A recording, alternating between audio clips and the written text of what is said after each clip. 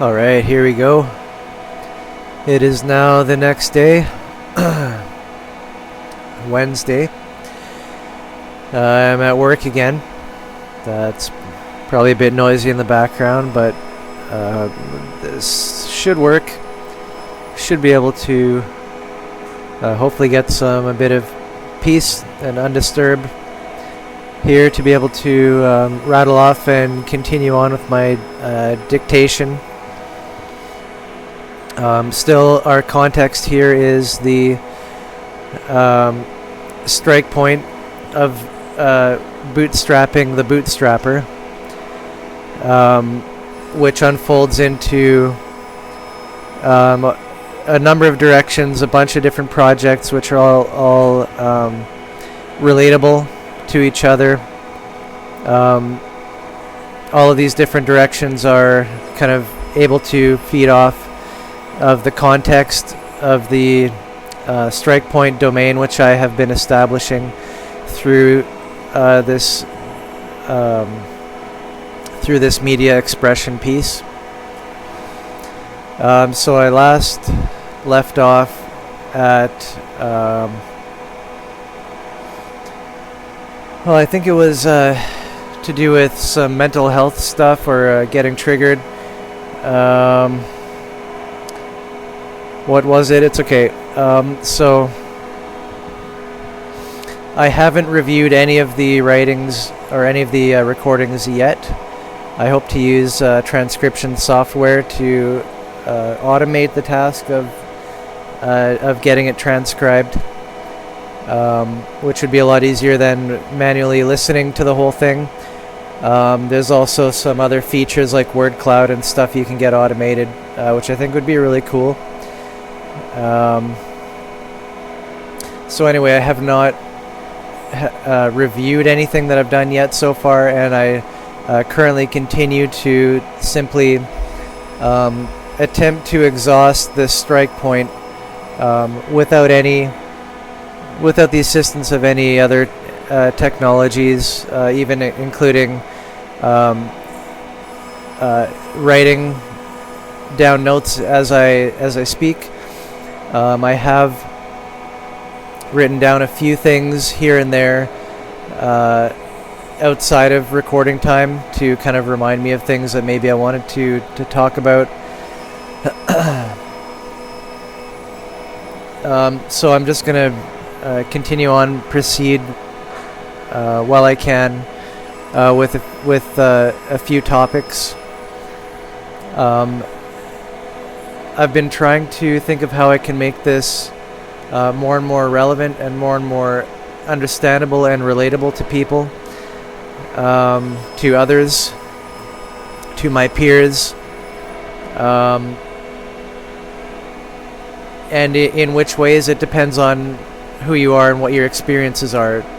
So again, one challenge of media expression on broadcast formats like these is the kind of statistical approach, the probabilistic approach, which has to be taken to jump from bit to bit of the context and try and link together as many people as possible. So that's one thing that I'd like to always keep trying to come back to is what does this mean? What does it mean for you? What could it mean for you if you're this type of person or this type? And again, of course, we must always use the feedback protocol when making when utilizing such categorizations or types. So it seems like society and people in society are good, and they at least at the very least they have survival intentions, mechanisms, whatever you want to call it, to self preserve at the very least. And some people realize that this requires more than just yourself. You can't do it alone, and so we depend on each other in certain ways, in various ways. It's kind of a necessity. So already, because it's not possible to function in society without some good, without some people with their with good intentions and skills. So in society, we've tried to make things better. We've usually failed miserably, and it turns out the reasons are very understandable and predictable. It's something that one would come to know and come to be more familiar with as they go through the education of themselves, or the experiences of life to learn from mistakes, to do experimentation. So again, like the feedback protocol, this is natural to life functions. It's a counter to simply entropy, which is one of the most fundamental archetypes. So the negentropic function of life is arguably the most recognizable function of life. That is to bring order and bring energy towards oneself.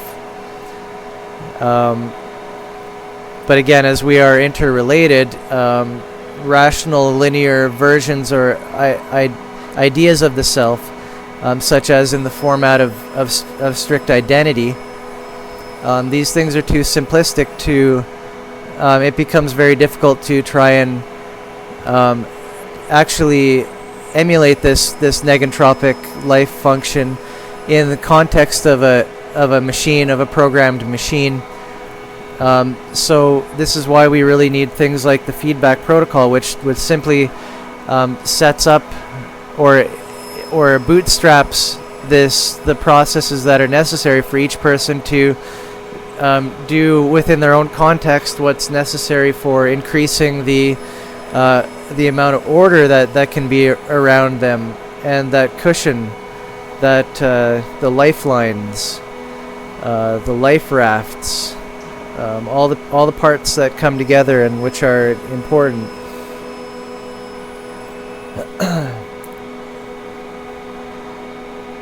So we have to do this as life forms, otherwise the pure potentiality of the matter is mostly death. The most things that we can do, like and being that the neural operating system is suspended, you could say, or one. This is one perspective or one way of looking at the hollow heterarchy.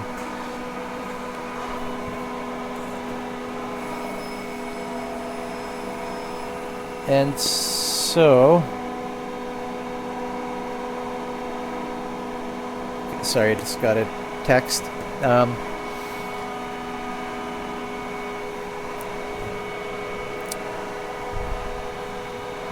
So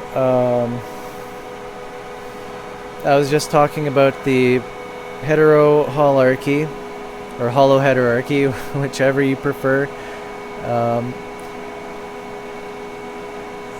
And how we kind of have to bootstrap the processes.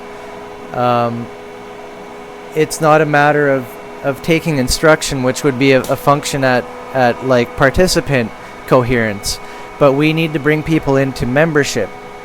In other words, the ability to really dynamically move within their own context, and not continually outsourcing everything to externalized organs, which we have lost control of. Our body is spilled out everywhere, and we have no control of it. All different aspects of, so from a social OS perspective, these organs are all relating in incoherent ways, in which a mediated hierarchy of authority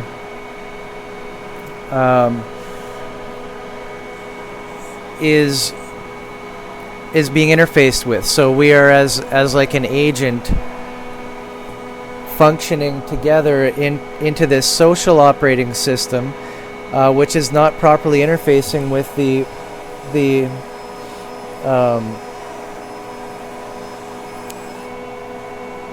within that dynamic give and take relationship that has to be happening between holons. So neurological operating system and sociological operating system. So when we begin to try and take responsibility back for our own life, our own organism, our own environment, our own neural and social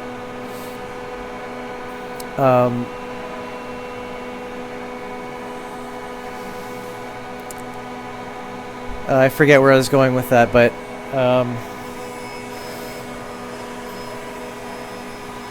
so when we heal our own self, our own inner self, so we go with the cliche that you must be the change in the world that you want to see, and also you must change yourself in order to, or before you can change the world. So this kind of stuff, you can change yourself, but then you're still interacting with other people who have not changed and who are still in the participation mode overall. So like development level of like teenage or pre-teenage, if you want to think in terms of like spiritual development or like self-mastery, however you want to call it.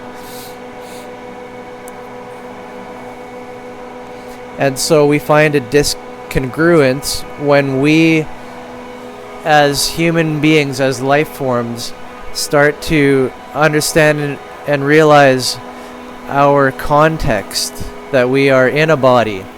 And it's not just about the flesh. This is about everything that we are connected to, as how I was describing in the strike point protocol. If you want to look at yourself as a body, fine. What does the body need? Oh, it needs a lot of things. It goes into every direction. So this is more, when I say embodiment, or you have to connect the mind with the body, or you have to focus on the context of the body. What I mean is to draw attention, and this requires feedback protocol. Again, you have to be, I'm giving you a model of what to do, I'm just giving you basic instruction, and then you have to do it. It's not in your mind that you calculate, okay, what does a body, so here's a body and whatever, now I'm interfacing with the body.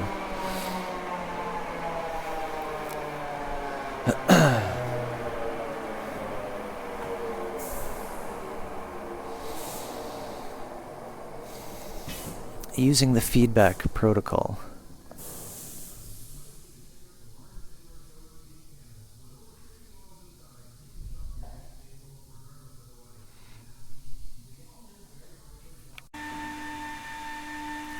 So using the feedback protocol and taking an instruction, or a protocol, if you will, or rudimentary protocol, when you are confronted with that, which says to connect your mind to your body, understand the context of the body, seek to master yourself and to become embodied in your context. So this is to come outside of the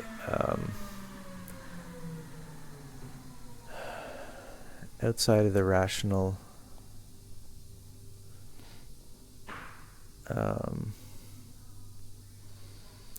mechanical, mechanistic nature of the mind, the rigid APS, the unflexible APS.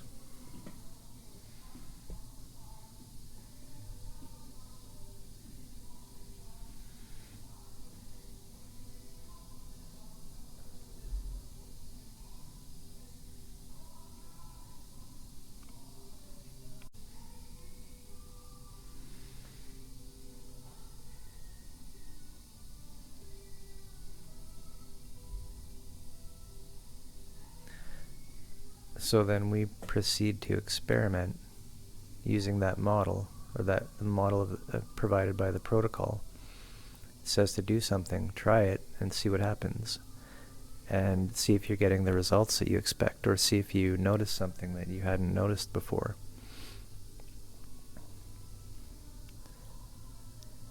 This is such a fundamental protocol, the feedback. And yet, it takes a surprisingly, potentially a long time ever to get to the point where you're going to encounter a need or desire or want to actually look into such things like this.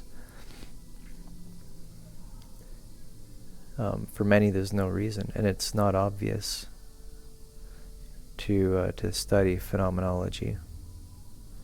It's not obvious why you would do it.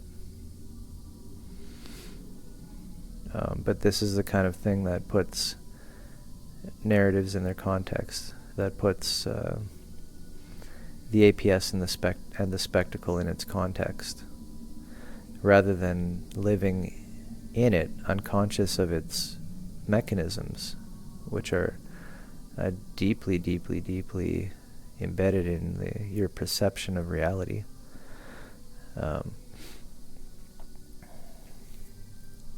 So when you notice that kind of thing, it really helps to connect and expand your thinking. So reality isn't simply just the sum of all your experiences, your personal experiences. But it is. But that's why everyone has their own perspective. And even to think about other people, this is an expansion in a similar way. How different are they from you, really?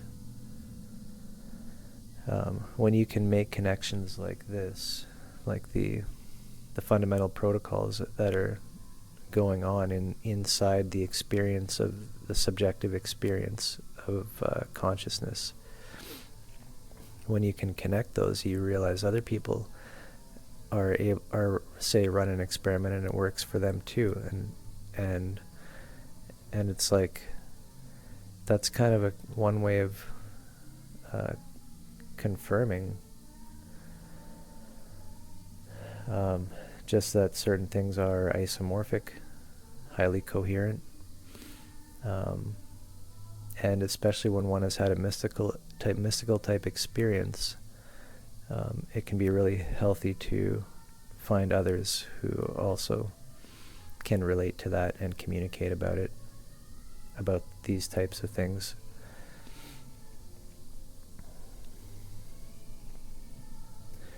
So, like, that's what the three quest objects are about: the compass, the map, and the field manual. They're just a representation of an isomorphic perspective, of three different isomorphic perspectives, based off or linking roughly to the three layers of the neurological operating system, which are directly within a cognitive type of perception, which is the mimetic, the abstract, and the concrete.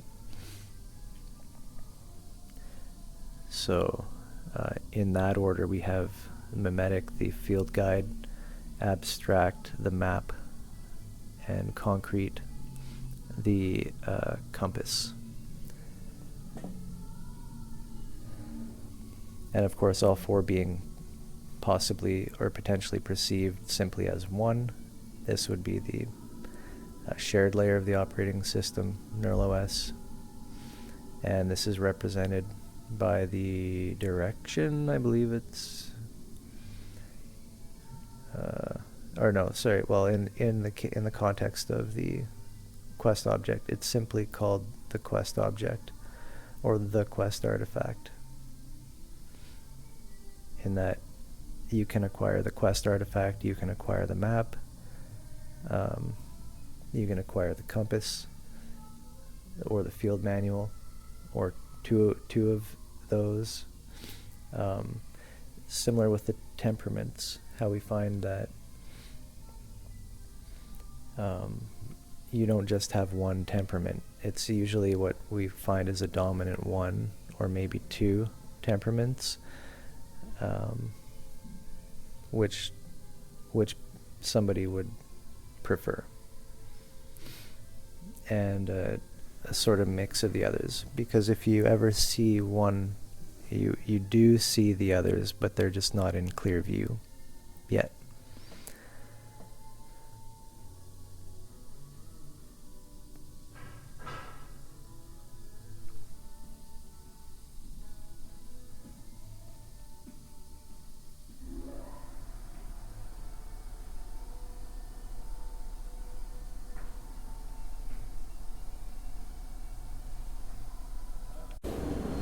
Alright, I'm just going to get right back into it. I couldn't recall exactly where I was going with all that. Getting into the quest object. But I recall that that a large part of what I've been speaking about was what's making this relevant for people, or how to connect with people's understandings, to really just branch out in so many directions to be able to make relevant media expressions to a relevant set of virtual ideal people, which are a representation in my mind of you who are listening to these media expressions. So I just want to record a quick note here that that as well I was considering putting these transcriptions onto a shared document and allowing colleagues, whoever, to help me go over and fix any errors, as well as asking question about the content. So basically a team effort to kind of shape up the document. Even though most of it would still be left as is, except in cases where I start speaking off kind of randomly and can't get to a point, or don't connect a point. Those instances can be noticed and skipped over as well. So this is the transcription protocol for transcribing my writings or audio recordings. Small efforts could be made to erase irrelevant misexpressions, which are immediately replaced by something which I did want to say. So transcriptions don't have to be exact, but might as well include just to actually, yeah, so if I can get an automated some kind of AI audio to text to do this for me, it'll be a lot easier just to have people quickly read through sections, divide up the work, or even read through the whole thing if they like. However, at this point it's going to be quite large, and definitely in need of this sort of like kind of cataloging work. And I like the idea of a word cloud,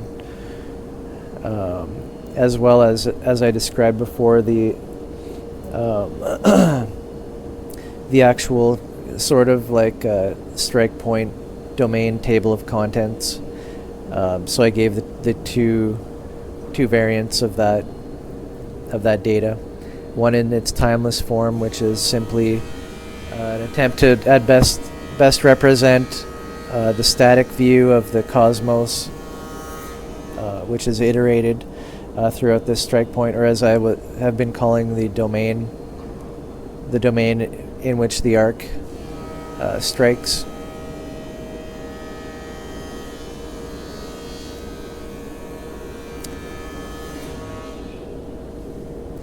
So that'll be nice to hopefully be able to put together and make this accessible to people, so that it's not necessary to read the whole thing, or that it could be made more useful to simply cherry pick me talking about just whatever part, whatever section. You can be able to jump to that.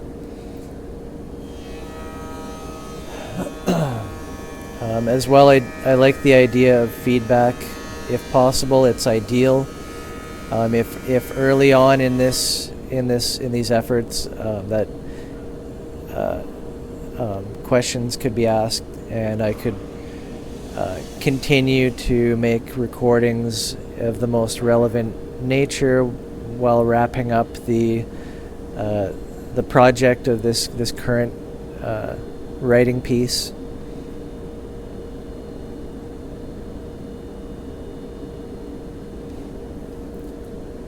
So I hope for help for that. Not necessary, though. It's just going to take a lot longer and won't be quite as high quality. And there are probably, when people go through this material, still going to be questions. That'll happen in either case, but again, I appreciate questions beforehand, so that I can address that within the context of this piece.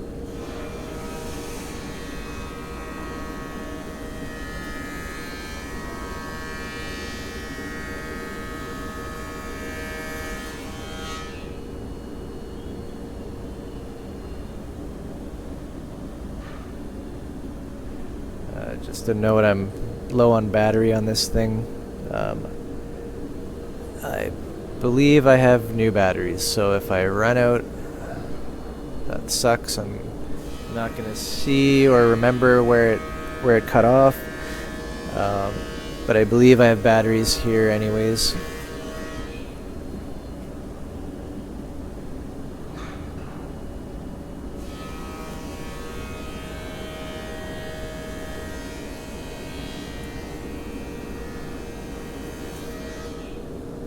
I'm wondering if comments like that should be cut off, but I've also been assuming that they kind of add to the aesthetic of voice recording, to just keep rambling on whatever words come to you in hopes of remaining focused within the domain of whatever you're trying to express.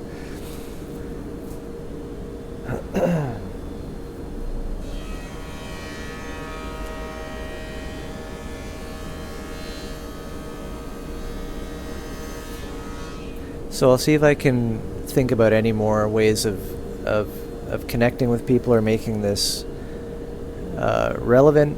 And earlier I was thinking about scenarios with like churches, and I was talking about how people seem to like to do good, and I was giving a background on why the negentropic effect or behavior is one of the most fundamental of life. The processes of life. So it's because this is why we have organizations which you could say some people have done very well at. And again, so this is going to come down to, we're talking about coherence protocol now, which is acknowledging that people are at different levels of skill in certain domains, and one of these domains is most generally described, or it could be generally described as Portal Mountain. So this is we're concerned with the core or the kernel of the neurological and sociological operating systems. So that's our context. People, I think, deeply intuit or intuitively sense that doing good things, especially in the context of others, is healthy for themselves and for others. There's a high potential in cooperation.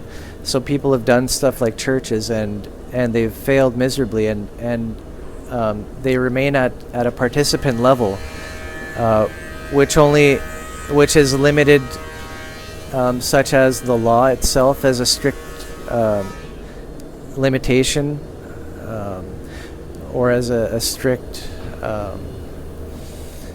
guess, method of interaction with the system itself, be that being a church, a certain denomination, or a certain religion. So by law approach is the limit of participation. A participant does not know the reasoning behind the law. They don't know why it is. And this is, again, embodiment, the connection to the great context, the greatest context you'll ever know, that you'll ever experience, that you will ever be.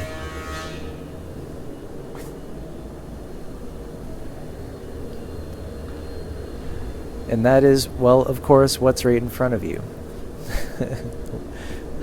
But even closer than that, it goes in, it includes your perception and those kind of fundamental rules I was talking about, the ways that perception sees and changes over time and constructs its own reality over time. So this is the interaction between the abstract phase space and the spectacle, the codependent interaction, codependent arising of both. And again, like how we see the codependent arising of the neurological and the sociological operating systems. You don't have just one without the other, but you have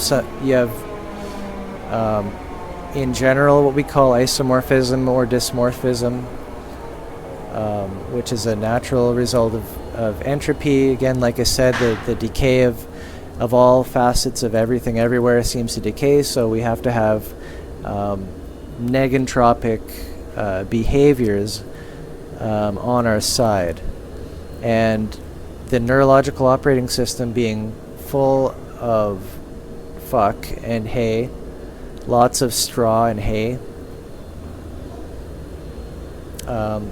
So this is what this is. So this is where the APS is manipulated, and this is what makes your reality. So your whole conception of what you're going to do at a very high level of the hollow heterarchy. Your neural operating system is at a very high level. So what you do is very significant to all the constituents, which could be seen as in some ways less complicated, or rather not less complicated, I mean less fundamental aspects, less fundamental ways of looking, so less fundamental even strike points, you could say, to viewing the web of meaning across multiple layers of significance and fundamentality.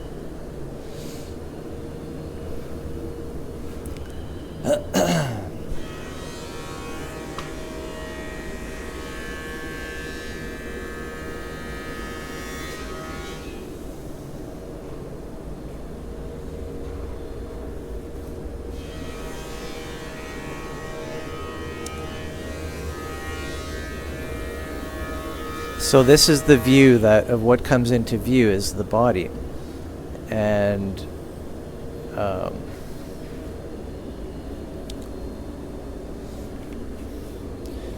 the body.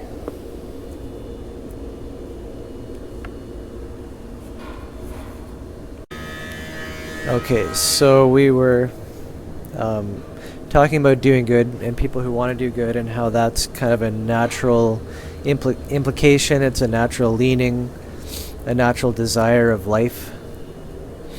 And even what I had kind of argued or just stated, that I think that negentropy is, or in other words, the collection of order towards oneself,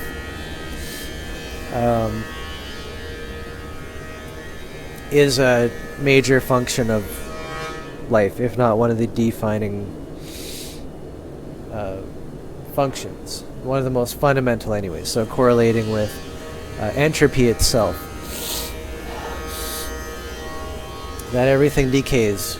So people build churches, they build denominations, they have these understandings, and one of the main problems with that is not what you think and if you may have been burned by such institutions, but again, as I was saying, it's the matter of the fiat. So this is the shared symbol in the shared space. It's being executed in a mechanical way. In other words, the feedback protocol is not being followed,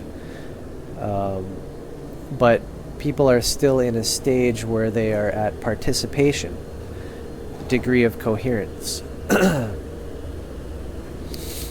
And a participant cannot know or does not know and cannot formulate and see and observe and witness and do the feedback as to why they do this law which is provided to them. So I was talking about law approach,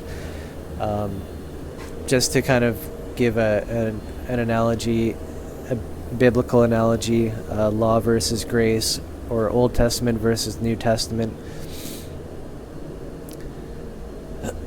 So the law is good, it's there for a reason, but as a participant you never understand why it's there. You are just at you're building accountability. That's what your skill is. You have become aware and made some commitments. Now you're becoming accountable, and you are simply following the system and the initiation into the system without understanding it. You are taking these cues and symbols from your society and from the external and simply trying your best to follow the protocols, the instructions, which are just full of crutches, to try and protect the participant, and keep the participant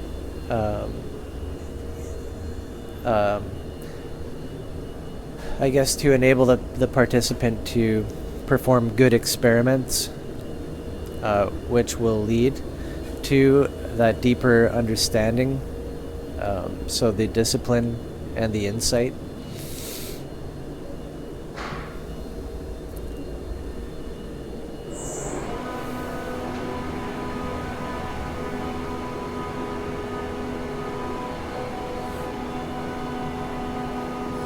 So that's the problem with churches, is that they're filled with participants, and the discipleship aspect of the relationships within that church, or within the church, you could say the capital C church, or even I would say as the guild, if I wanted to simply use a model terminology.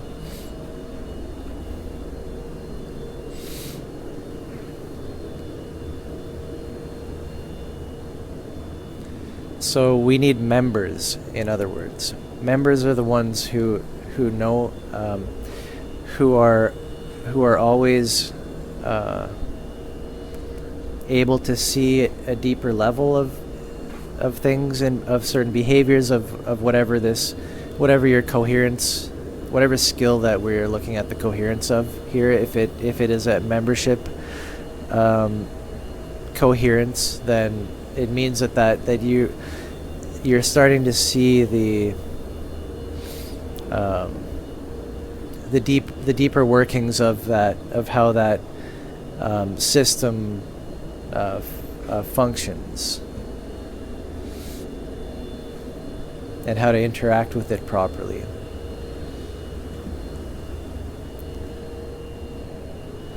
So anyways, members are able to take law and practice it much less hypocritically, if not with good degree of skill and protocols, be able to acknowledge shortfalls and always be on the lookout for guidance in any situation. So seeking out that guidance or advice, you're seeking out your peers.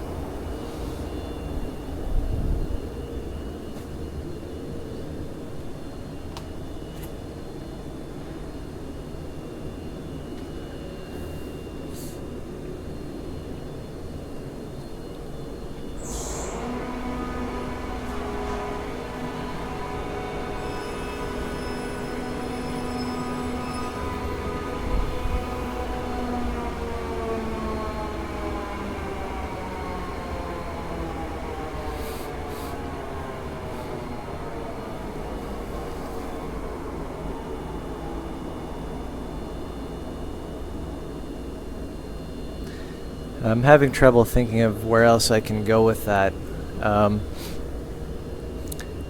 except I believe I mentioned I was going to give some brief notes about my experimentation with small groups in a Christian context, the research and development that has gone on there.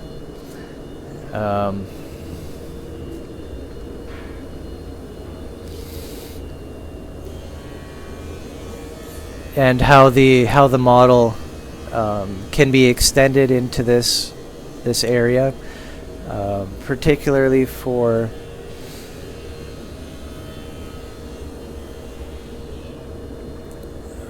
the ability to sort of mimetically replicate different behaviors.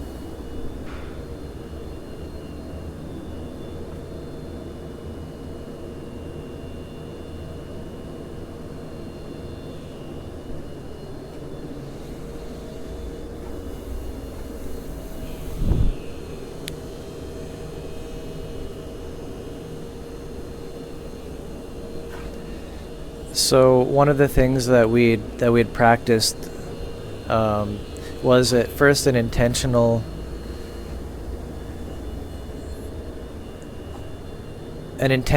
desire or wish or purpose, an intentional purpose to become more accountable and to help each other.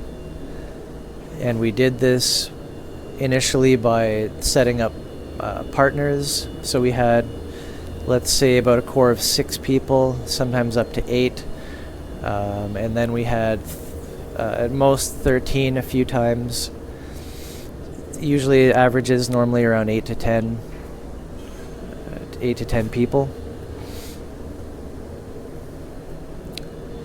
And so we set up these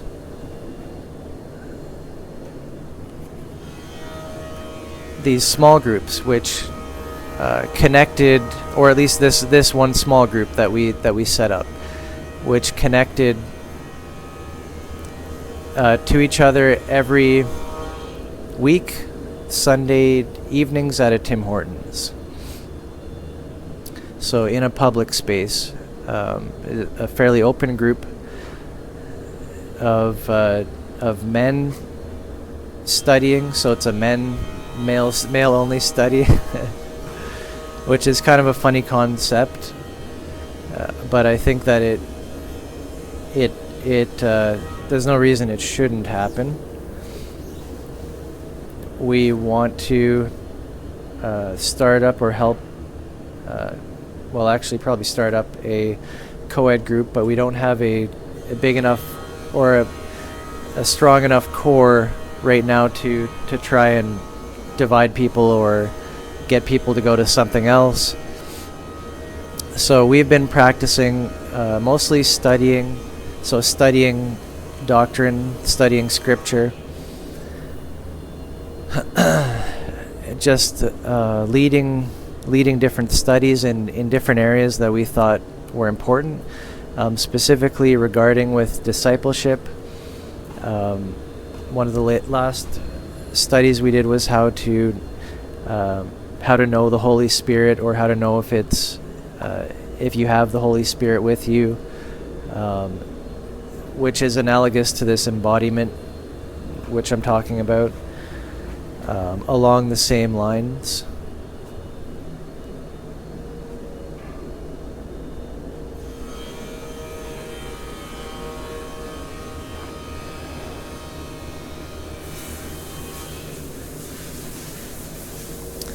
So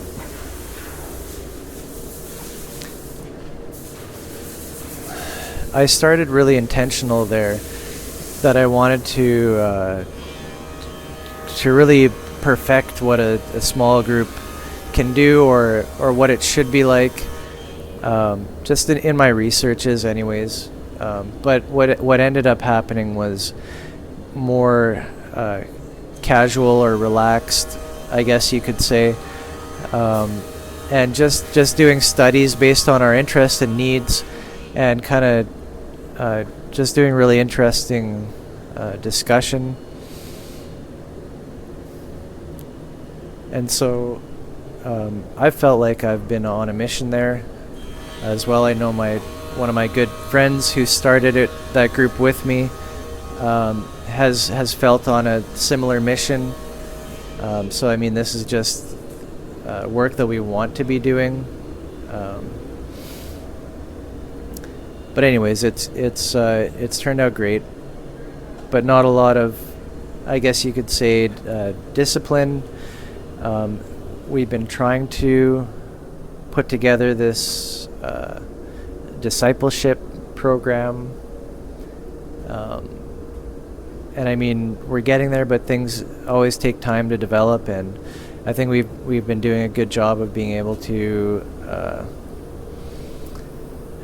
continue to get like really meaningful and good studies and participation with people, while at the same time keeping this all relevant to kind of like some of the core purposes and goals that we've or visions or prophecies or hyperstitions that some of us are very aware of and like to see development.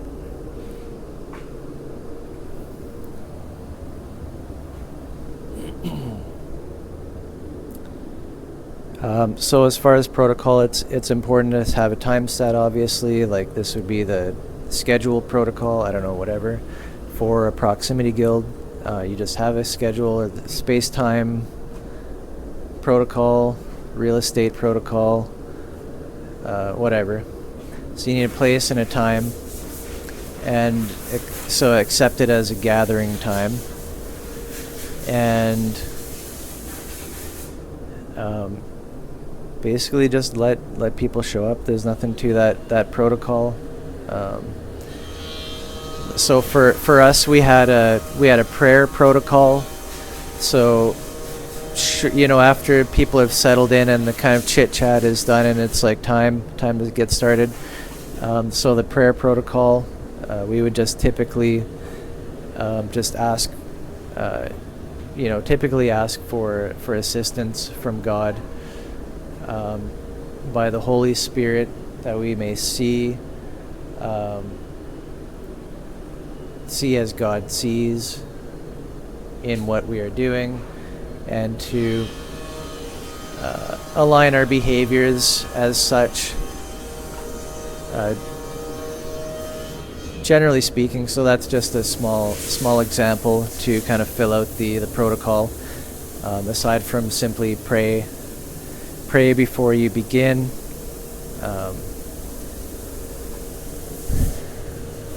Prayer protocol can get more complicated as well. You may do, which we usually would close in. There's a closing prayer as well.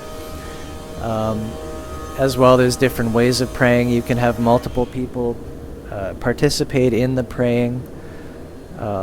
You could have everybody pray. Like, there are different protocols. Like, I mean, you can go in a circle, or I've never encountered that, but certainly everybody just kind of chimes in whenever they feel like it. in other words, when you feel the spirit moving, kind of thing.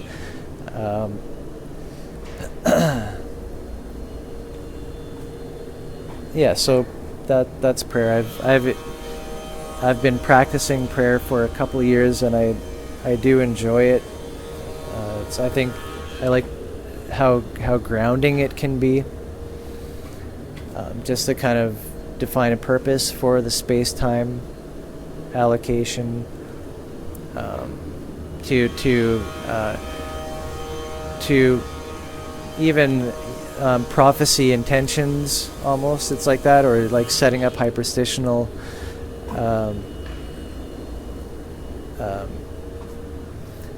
presets or arrangements to what you're doing.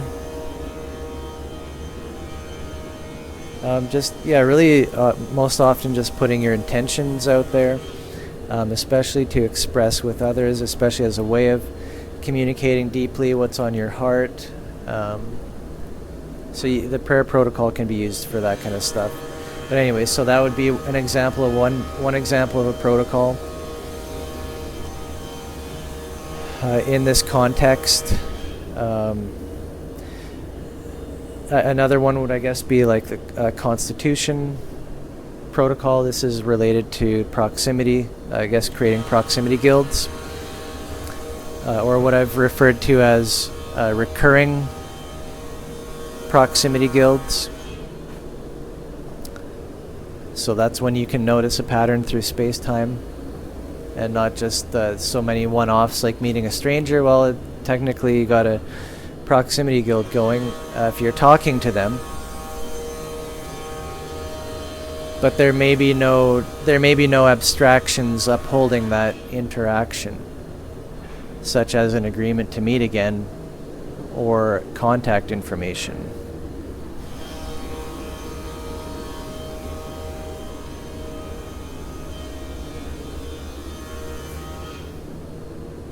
So, Constitution protocol. This would be that your group has maybe certain established expectations, or like things that you've already negotiated an agreement upon. You know, like how do you agree upon things? Well, you should talk it through, but make sure you do that and not just assume rules or whatever. So this is like constitutional. As a group, you're connecting and agreeing, or trying to come to some consensus about the basic morals of the group, what everyone's kind of gonna do when they participate.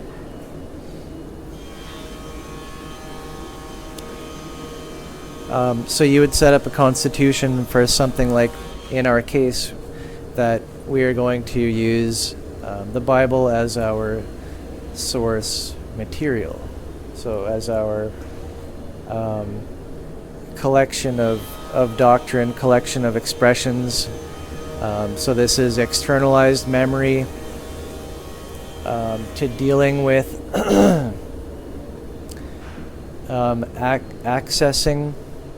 ultimately accessing the meta organization or the meta religion. And this is, in other words, termed as increasing of coherence to a membership level. So we have so Bible could be described as a strike point, and the domain is all the things that all the areas that it's illuminating throughout the stories contained within. Right, so there's that strike point domain, and this material is good for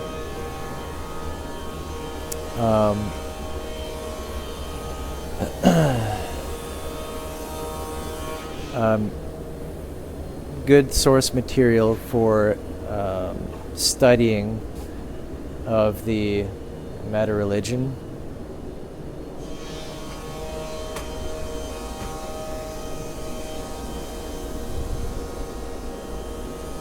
So anyways, that's kind of like a personal plug for Christianity. Same could be said in its own way about Buddhism. It's kind of, this is another interesting topic because you'll offend people by saying that because of the cognitive war, the cultural war between two different categories. My category over your category. And again, this type of approach, this rigid navigation of category, is a function of participation. So really the problems aren't so much the system as the coherence of people with said. So whenever you have religious type institutions, I mean, in the sense of as above, so below, like you can't blame the upper parts, the clergy or whatever you want to call it. Same as in politics, you can't blame who the president is on anybody except for the people, that they need to be interacted with in such a helpless way. Just a spectacle, voting or whatever it is.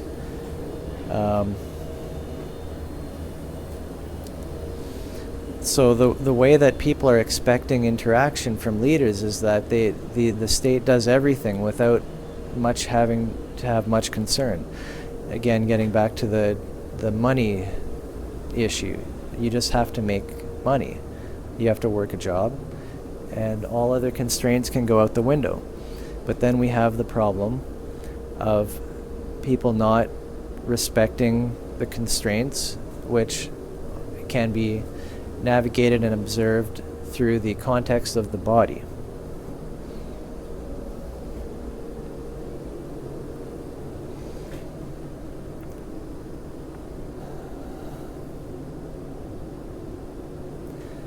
So modern society gives us so many comforts and eases and conveniences, but there's a hook. Whenever we mediate our organs away, all of the parts that we need, that our ancestors had filled out much more upon their own. So they've strengthened their own organs out of necessity for life. We don't have to strengthen our organs anymore. They are externally mediated for profit, mostly for profit and power.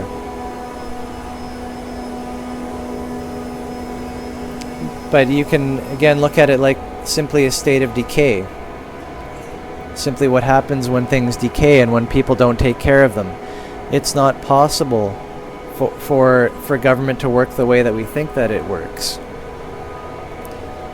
That a very, very tiny fraction of the population can manage to do things better than if everybody was paying attention. If everybody was looking on the lookout, looking around for anything that could be improved or made better. Not just the government scrambling to arbitrarily spend money, just being the levers and gears and the blood of power of the state, and just putting that to work mechanically, barking orders as a law, and letting profit to and competition, deception, whatever, to be the primary motivator.